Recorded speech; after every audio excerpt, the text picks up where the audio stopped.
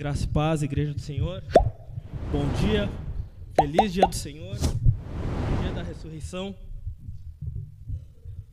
Como sempre, é uma alegria poder servir a Igreja da Mário Quintana por meio da pregação do Evangelho. E, sem mais delongas, quero convidá-los a abrir o texto que se encontra no livro de Naum, capítulo 1, verso 2.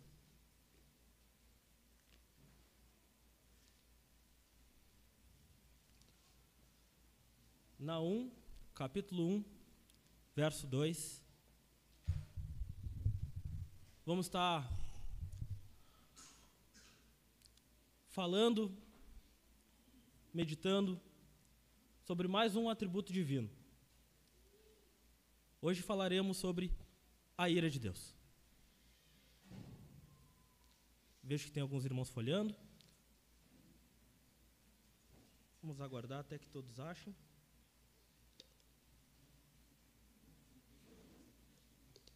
Naum, capítulo 1, versículo 2. Quem achou, diga um sonoro amém. Amém. Diz assim a palavra do Senhor. O Senhor é Deus zeloso e vingador. O Senhor é vingador e cheio de ira. O Senhor toma vingança contra os seus adversários e reserva indignação para seus inimigos. Quero convidar os irmãos a tomar seus assentos.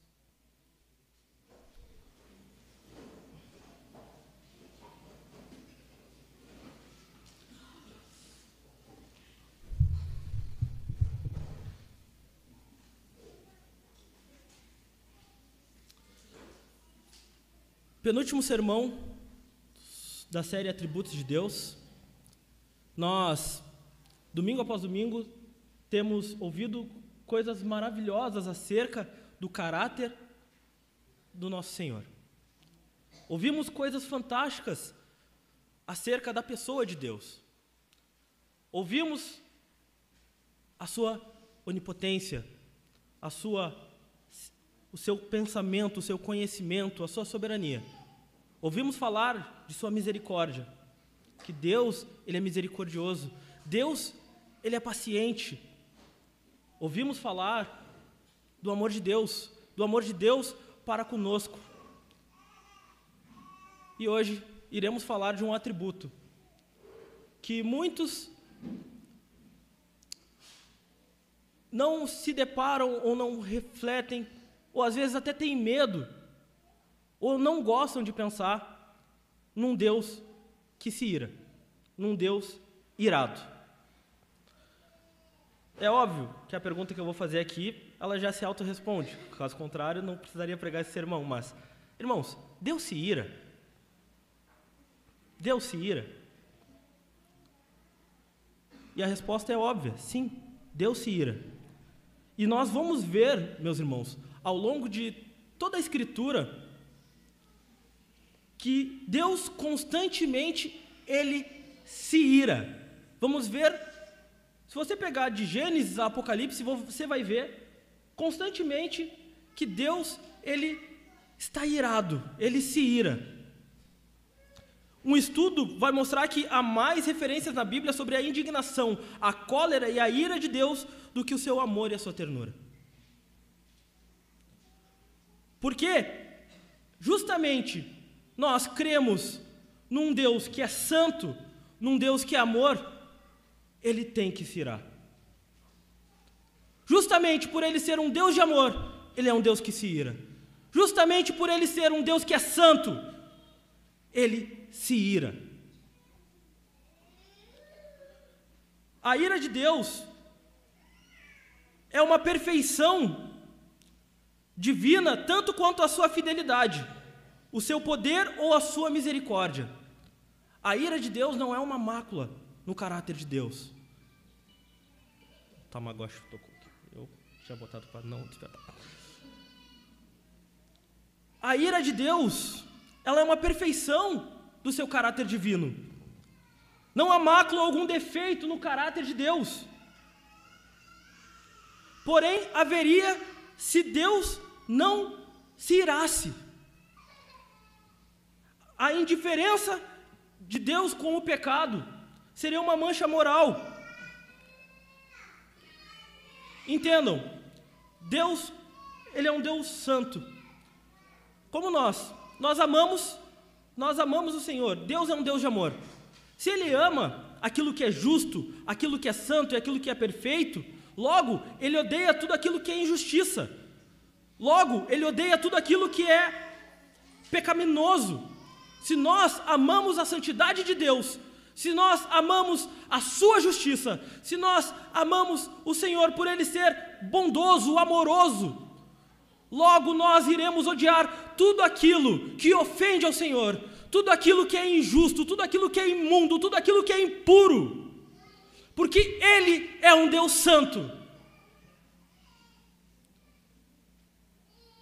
Deus e pecado não podem andar lado a lado de boa. Se Deus não odiasse, se não se irasse contra o pecado, teremos um grande problema. Se Deus não se ira, logo não haveria pecado nem julgamento. Não havendo pecado ou julgamento, não precisaria Jesus vir morrer na cruz e não haveria condenação. Veja que um simples fato de negar a ira de Deus pode trazer uma consequência terrível à nossa forma de viver aqui nessa terra. Deus tem nojo do pecado. É como nós amamos a vida, logo odiamos o aborto. Nós amamos a justiça, logo odiamos e condenaremos todo ato de injustiça que pode acontecer. Nós amamos a verdade, logo devemos odiar toda mentira. Porque nós somos filhos do Senhor, nós amamos o nosso Pai, e logo odiaremos tudo que ofende a sua glória e a sua majestade. Então, meus irmãos, Deus, Ele se ira. Como pode aquele que é totalmente excelente, a soma de todas as excelências, olhar com satisfação igual para o vício, olhar com satisfação para a virtude e o vício, olhar com a mesma satisfação para a sabedoria e a tolice? Como? Como poderia aquele que é infinitamente santo ficar indiferente com o pecado e se negar a manifestar a sua severidade contra isso, contra o pecado? Como? Como poderia aquele que só tem prazer no que é puro e nobre deixar de detestar e odiar aquilo que é impuro e vil?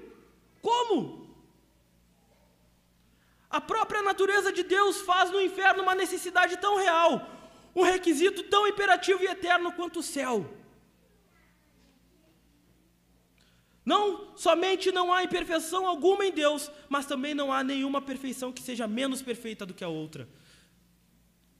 Deus não é mais ou menos nos seus atributos. Deus, Ele é pleno. Nós criamos um ídolo no nosso coração, de achar que Deus é mais amoroso do que Ele é mais irado, de achar que Ele é mais santo, achar que fragmentar a divindade.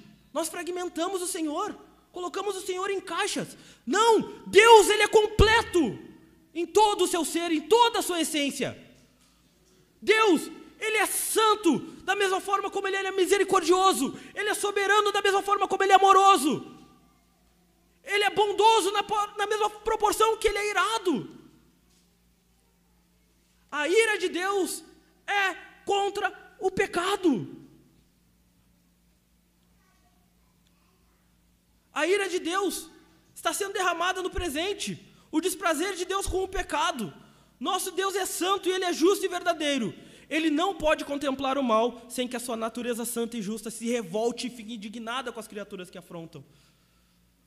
Sabe quando você liga a TV, você vê uma notícia, principalmente quando envolve crianças, nós ficamos indignados. Imagine o Senhor. Se nós, quando vemos a injustiça, nós que somos limitados, nós que somos maus, vemos qualquer ato de injustiça acontecendo, qualquer pecado que possa acontecer, nós nos indignamos muitas das vezes. Como o Senhor não se indignaria?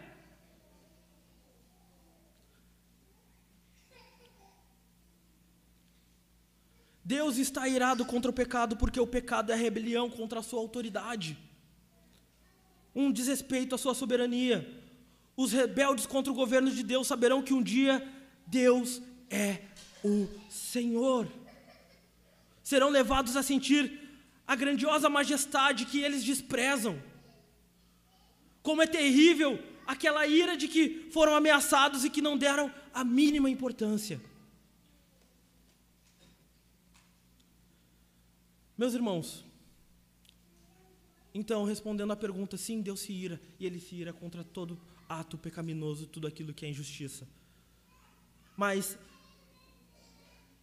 é importante também nós refletirmos e o porquê que nós devemos refletir sobre a ira de Deus. A ira de Deus é uma perfeição do seu caráter e, primeiro, devemos refletir sobre a ira de Deus porque para que os nossos corações fiquem devidamente impressionados com o ódio de Deus pelo pecado. Devemos refletir sobre a ira de Deus para que nós tenhamos e devemos sentir o peso que o pecado tem em nossas vidas. Saber que o pecado, sim, ele tem peso. Isso é um dos motivos. Estamos sempre inclinados a diminuir, relativizar o peso dos nossos pecados no dia a dia. Mas quando refletimos acerca da ira de Deus sobre o pecado, nós temos a certeza de que Deus detesta os nossos pecados. Refletir sobre a ira de Deus nos faz compreender que os nossos pecados de estimação ofendem a sua glória e nós devemos nos arrepender diante disso. Segundo, devemos refletir sobre a ira de Deus para produzir em nossas almas um verdadeiro temor a Deus. Devemos temer ao Senhor. E em terceiro, para produzir em nossas almas louvor, gratidão ao Senhor. Como no caso dos outros atributos divinos, trata-se de um atributo que deve nos levar a agradecer e a louvar a Deus. Talvez não atinamos imediatamente em como fazer, afinal a ira parece um conceito bastante negativo. Se encarada de forma isolada, só provoca medo e temor. Todavia, é proveitoso investigar o que Deus seria se não odiasse o pecado. Seria um Deus que se alegrasse com o pecado, ou pelo menos não se abalasse com ele. Um Deus como esse não seria digno de nossa adoração, mas saber que temos um Deus que é totalmente santo, justo, e que odeia o pecado, isso deve nos levar a inclinar, a louvar o seu santo nome. Nos deve nos colocar de joelhos diante desse Deus e adorá-lo. Saber que não há no Senhor mancha alguma e Ele não aceita pecado algum. Se a gente tira a ira de Deus, acabamos tirando as outras coisas também. Se Deus não se ira com nada, logo não tem pecado. Se não tem pecado, não tem julgamento, como eu falei. Uma outra pergunta que eu quero refletir com vocês. A ira de Deus é como a nossa? Deus se ira como nós nos iramos? A resposta seria sim e não. Deus, Ele nos dá várias formas de como podemos compreender as coisas que às vezes nós não conseguimos alcançar. Deus, como Espírito, Ele não tem mão. Mas várias vezes a Bíblia relata que a mão de Deus está estendida, que a mão de Deus opera para que nós possamos entender. Nós, como somos imagem e semelhança de Deus, nós nos iramos. A diferença é que Deus não se ira como nós, porque nós nos deixamos levar pela ira muitas das vezes. Nós deixamos que a ira se sobressaia a nós. Deus não é um Deus caprichoso. Deus, Ele não se ira de uma forma rancorosa como nós. Deus, Ele se ira de uma forma justa, santa. A ira de Deus, ela é como todos os outros atributos, e eu não achei uma palavra melhor, mas ela como se misturasse com os outros atributos. A ira de Deus, ela é justa. A ira de Deus na Bíblia nunca é uma coisa caprichosa, irritável. Deus não tem pavio curto. Deus não é um Deus iracundo, como a raiva humana tão frequentemente é. Ao contrário, uma reação correta e necessária ao mal, moral e objetivo, como diria J.I. Packer no livro Conhecimento de Deus. Deus, ele se ira de uma forma justa. Ele dá o peso daquilo que realmente o pecado e aquilo que os pecadores merecem, nem mais, nem menos. A ira de Deus, ela é misericordiosa. Lamentações 3, 22 e 23. As misericórdias do Senhor são a causa de não sermos consumidos, porque as suas misericórdias não têm fim e renovam-se a cada manhã. A misericórdia de Deus, a ira de Deus é paciente. Deus é paciente ao se irar. Naum, capítulo 1, versículo 3. O Senhor é tardio em irar-se, mas grande poder e jamais inocenta o culpado. O Senhor, ele não se ira como nós. O Senhor, ele é paciente, ele é misericordioso. A ira de Deus, ela é santa, porque ela atinge todos os pecadores que se rebelam contra o Senhor e que não se arrependem. A ira de Deus, ela é soberana. Nem os maiores exércitos, nem os maiores reis, nem os maiores ditadores podem se esconder da ira e do juízo divino. A ira de Deus, ela é soberana. A ira de Deus, ela é toda poderosa.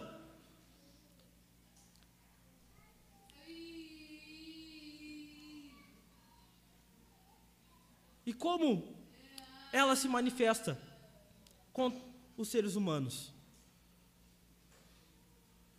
Já deu para entender que Deus, ele se ira contra o pecado. Já compreendemos também que Deus, ele não se ira como nós. Deus não se deixa levar pela sua fúria, pela sua ira. Deus, ele não é dominado pela ira.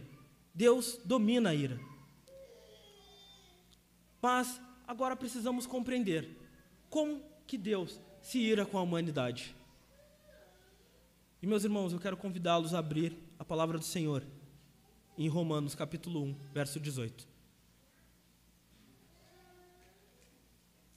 Iremos ver como a ira de Deus se revela à humanidade.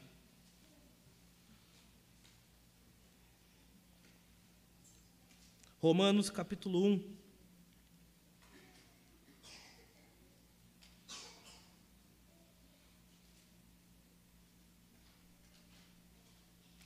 Romanos, capítulo 1, verso 18.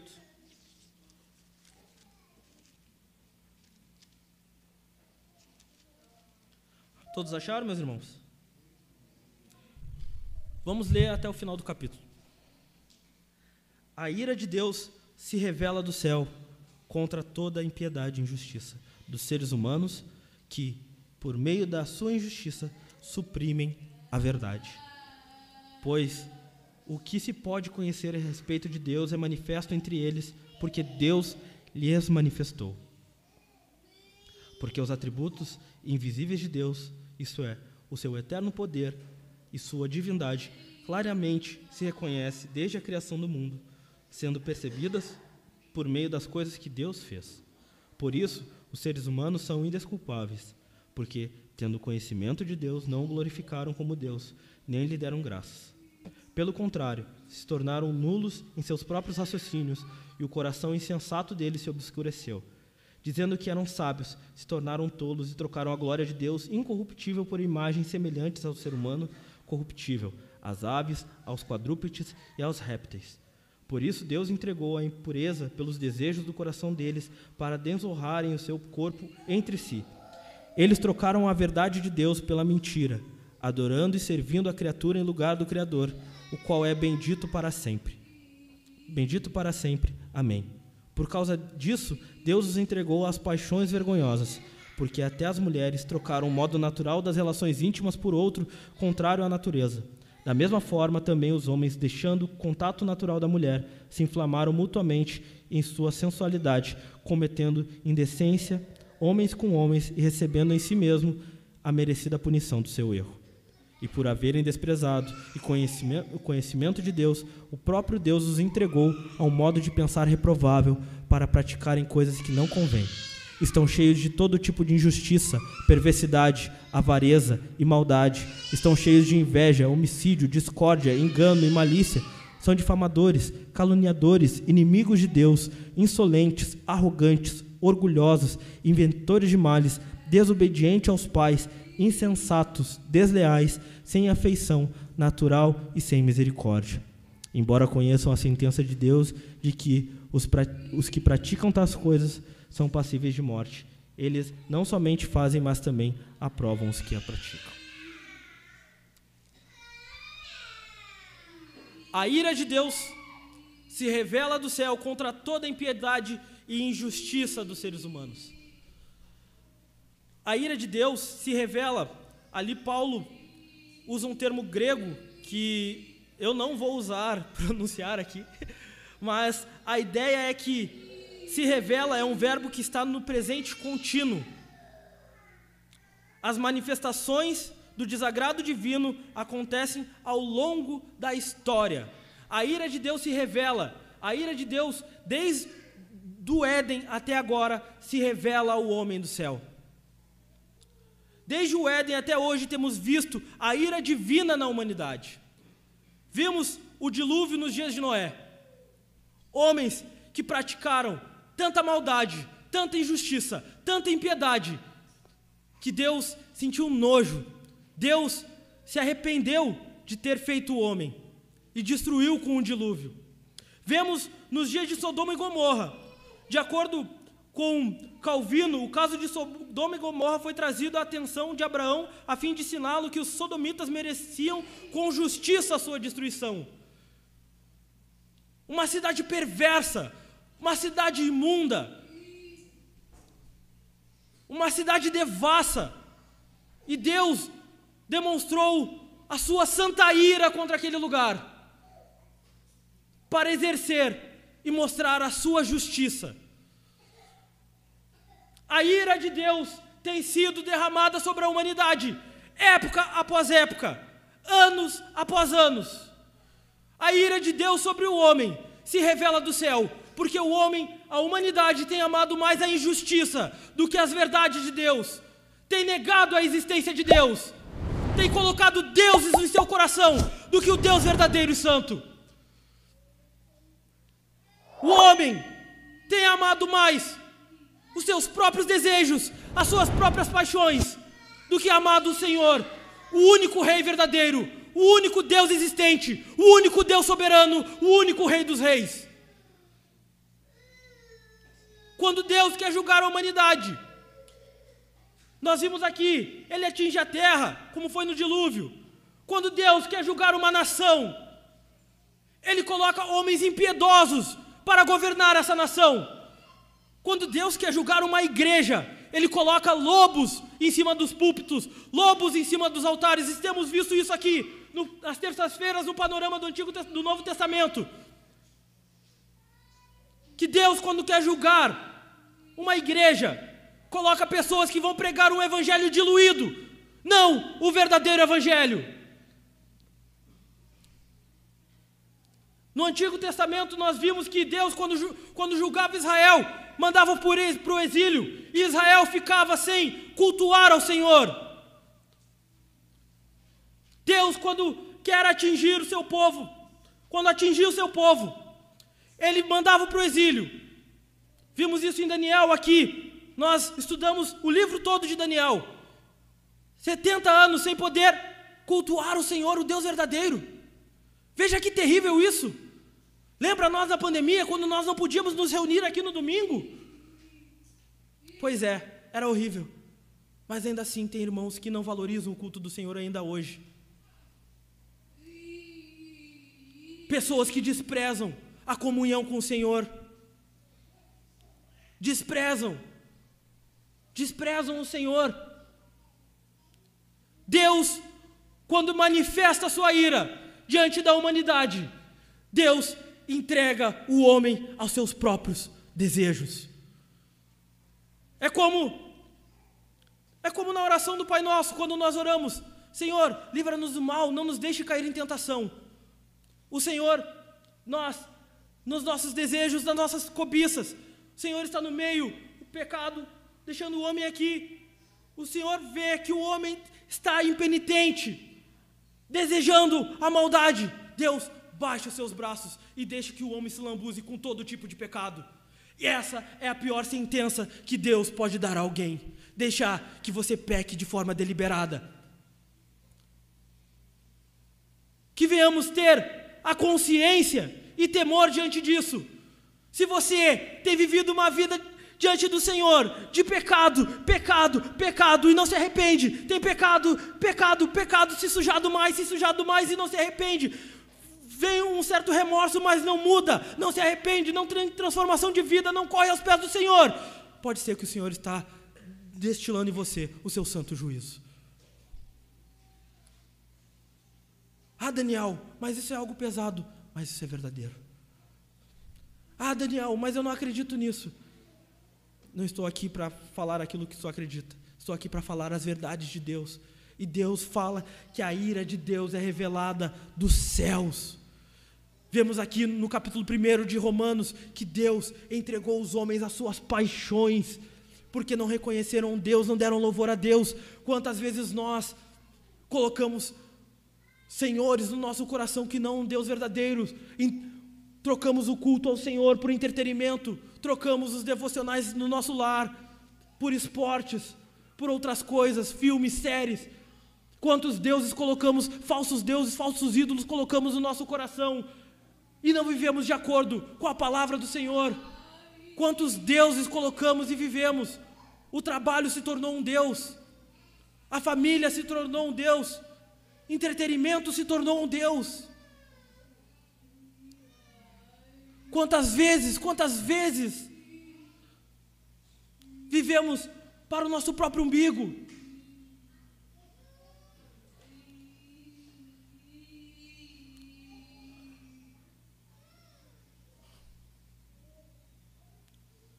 Quero ler com vocês Hebreus 10, capítulo 26, versículo 31.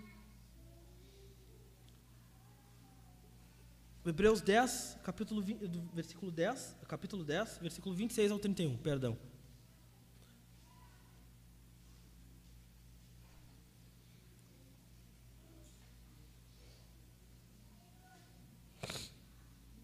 Todos acharam?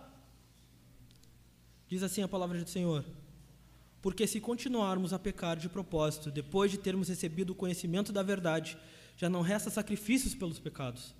Pelo contrário, resta apenas uma terrível expectativa de juízo e fogo vingador, prestes a consumir os adversários. Quem tiver rejeitado a lei de Moisés morre sem misericórdia pelo depoimento de 2 ou 3 testemunhas.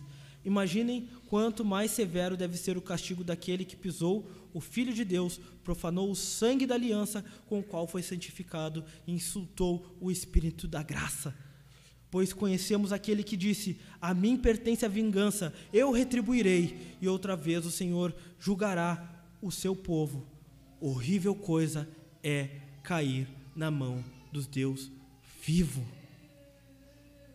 Meus irmãos, horrível coisa é cair nas mãos do Deus vivo.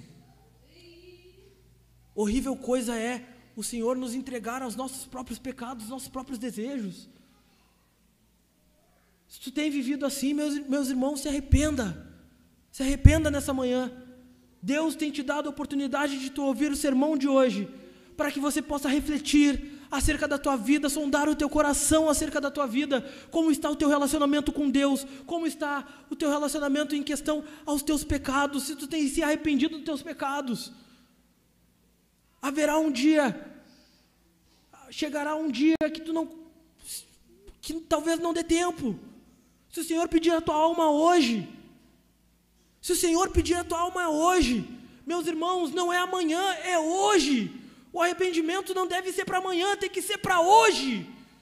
Se tu tem vivido uma vida de pecado, de imoralidade, afundado nos seus pecados, afundado em fofoca, cobiça, inveja, tem se afundado,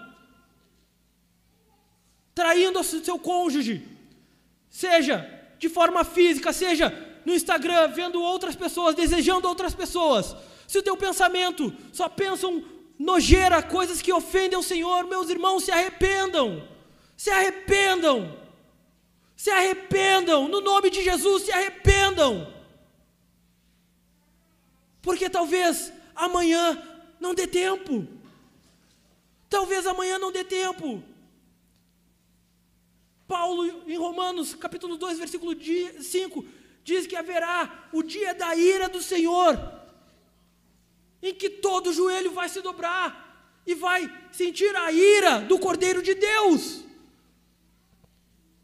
Os maiores criminosos, os maiores malfeitores, os maiores tiranos, um dia enfrentarão a ira santa de Deus.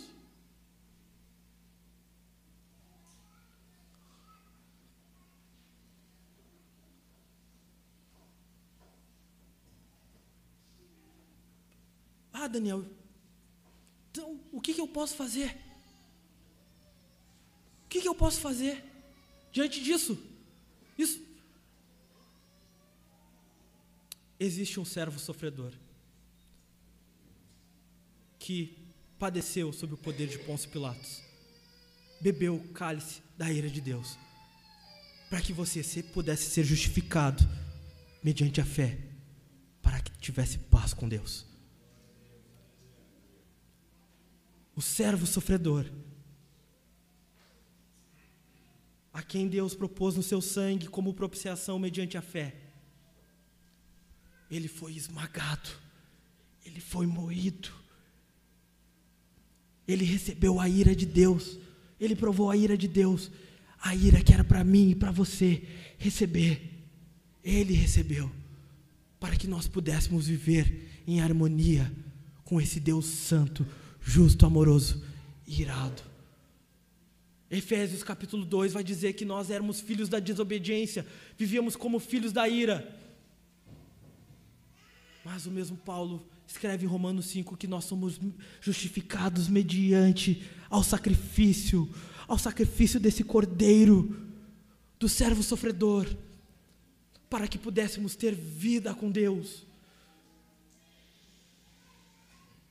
Jesus, ele padeceu. Ontem mesmo, o Raul estava pregando aqui de uma forma maravilhosa. Raul, como tu aqueceu meu coração ontem, Raul.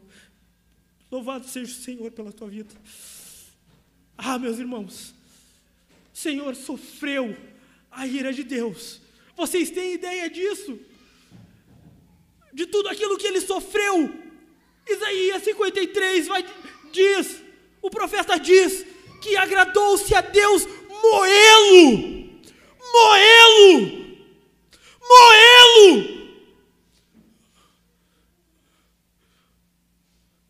Nós deveríamos,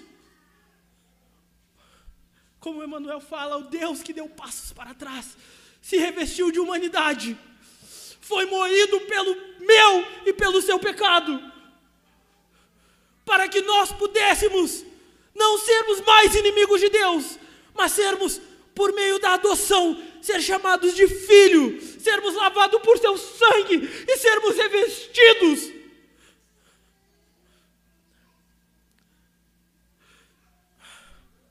Que coisa gloriosa isso! Como ainda podemos brincar com os nossos pecados, sabendo que um Deus totalmente santo e justo, o Cordeiro imaculado de Deus, sofreu a ira que era nossa, e não nos curvarmos diante desse Deus santo, e rendermos a Ele adoração e louvor, não nos arrependermos de todos os nossos pecados, vivermos de uma forma impenitente. Como escaparemos nós da ira vindoura, se nós não nos arrependermos de nossos pecados? Como escaparemos nós?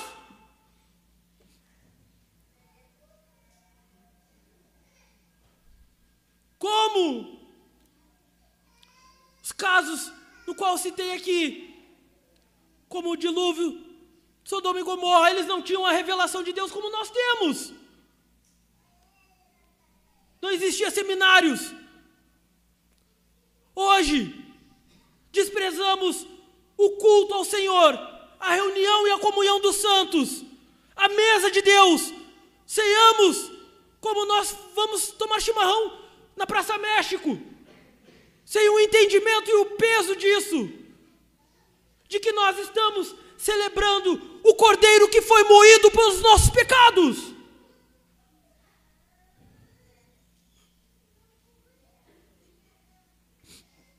Senhor, Senhor, tem misericórdia de nós, Senhor. Tem misericórdia de nós, Senhor. Haverá um dia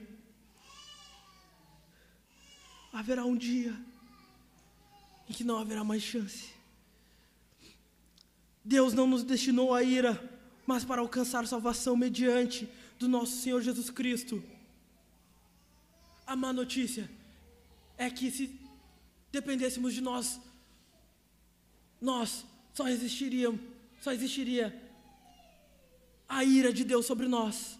A boa notícia é que Jesus nos salva do pecado e nos salva da ira de Deus. A boa notícia é que Jesus nos salvou da ira de Deus. Jesus, quando estava sendo agredido, quando estava sendo pregado na cruz do madeiro, quando estava na cruz sofrendo, bebendo o cálice da ira de Deus, Ele viu as tuas fraquezas, Ele viu o que tu pecou nessa semana. Jesus viu os teus pecados. Jesus viu os teus pecados. Jesus viu os pecados que tu cometeu nessa semana. Jesus viu os pecados que tu cometeu contra a tua esposa, os pecados que tu cometeu contra teus filhos. Jesus viu os pecados que tu cometeu contra teu marido, os pecados que tu cometeu na tua empresa, os pecados que os pastores dessa igreja não sabem, os pecados que a tua esposa não sabe, que o teu esposo não sabe. Jesus viu. Jesus viu. E mesmo assim Ele foi moído por eles, verteu seu sangue puro por eles, para te trazer perdão. Por isso, arrependa-se. A mensagem central do Evangelho é arrependimento. Logo, se eu não me arrependo, eu sou um herege. Não se arrepender é uma heresia contra o Senhor. O Senhor tem chamado você ao arrependimento. Quero ler com vocês a pergunta de ontem, do catecismo, que fala: o que você confessa quando diz, Ele padeceu? Resposta, a pergunta 37. Resposta: durante todo o tempo em que Cristo viveu sobre a terra, especialmente no final, Cristo suportou no corpo e na alma a ira de Deus contra o pecado de toda a raça humana. Assim, por seu sofrimento, como o único sacrifício de expiação, Ele redimiu o nosso corpo e a nossa alma da condenação eterna e conquistou para nós a graça de Deus e a justiça e a vida eterna. Louvado seja o Senhor, o Cordeiro de Deus, que foi moído na cruz do Calvário por nós. Nós não poderíamos nos salvar, nós não poderíamos escapar da ira de Deus. Assim como todos os atributos, Deus, Ele é onipresente em todos os atributos, não há lugar onde a gente poderia se esconder. Hoje nós podemos nos esconder em Jesus. Hoje nós podemos nos esconder em Jesus. Nós podemos nos esconder em Jesus. Sermos justificados, somos justificados por Jesus. Meus irmãos, quero concluir aqui dizendo que a realidade da ira de Deus, como um atributo, uma parte essencial do seu ser, deve agir como defesa contra o ensino e falsas ideias, sem fundamento, sem sentido, de que não há inferno. A ira de Deus, vista nos atos históricos de julgamento, devem servir também para nos fortalecer contra influências como o liberalismo ético e teológico. Não crer num Deus que se ira contra o pecado é liberalismo. É acreditar num Deus que não pune pecados.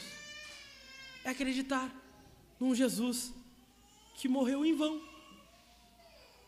Que possamos refletir isso. Que você, ao voltar para casa, volte com um peso, sabendo que os teus pecados provocam a ira de Deus. Mas voltem também com a esperança de que Jesus é todo poderoso para perdoar você de todos os pecados. E que é Ele que te justifica diante de Deus. Não há ninguém como Jesus, ninguém salva como Jesus, ninguém perdoa como Jesus. Ninguém justifica como Jesus. Ninguém perdoa pecados como Jesus. Vamos nos colocar de pé. Vamos nos colocar de pé. Vamos agradecer e louvar a esse Deus que é santo.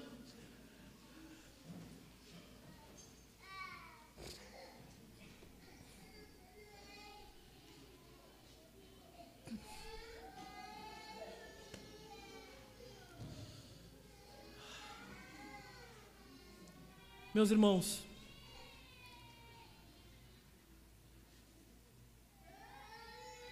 não brinquem com o pecado. Não brinquem com a graça de Deus. Temos ouvido aqui coisas preciosas acerca dos atributos e do caráter divino. Que venhamos ter a certeza do Deus no qual servimos. E como eu falei, é hoje o dia do teu arrependimento. É hoje.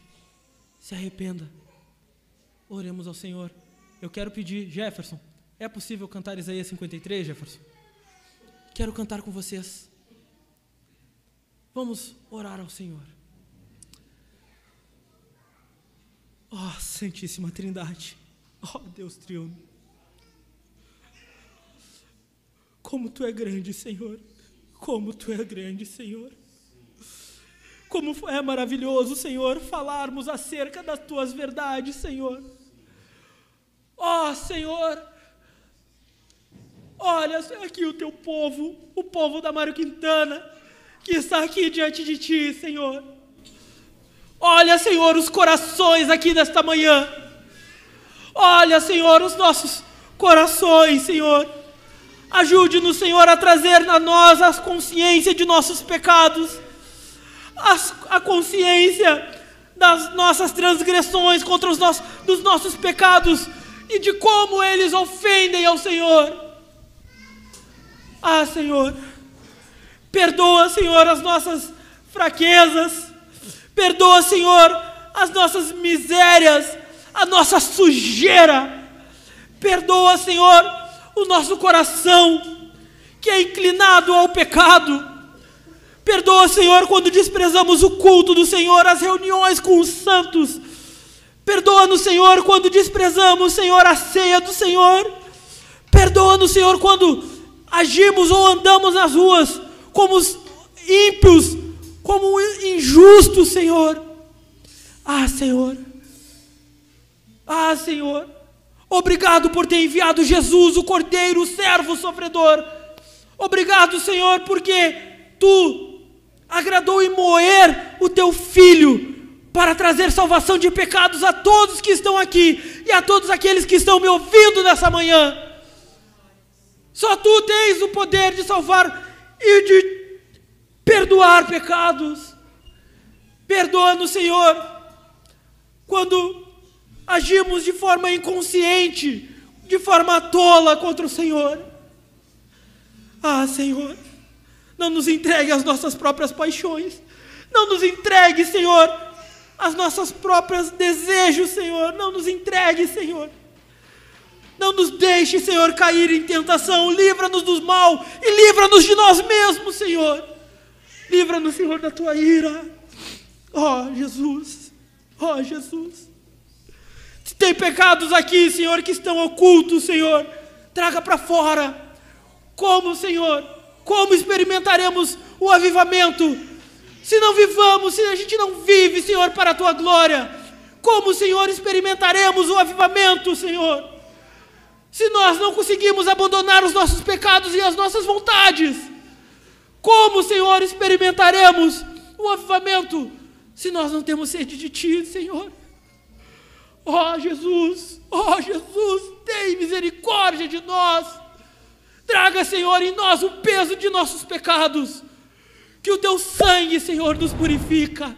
Que o Teu sangue nos lave. E que Tu, Senhor, venha transformar-nos, Senhor. Obrigado, Jesus. Obrigado, Jesus. Obrigado, Jesus. Te agradecemos. Amém.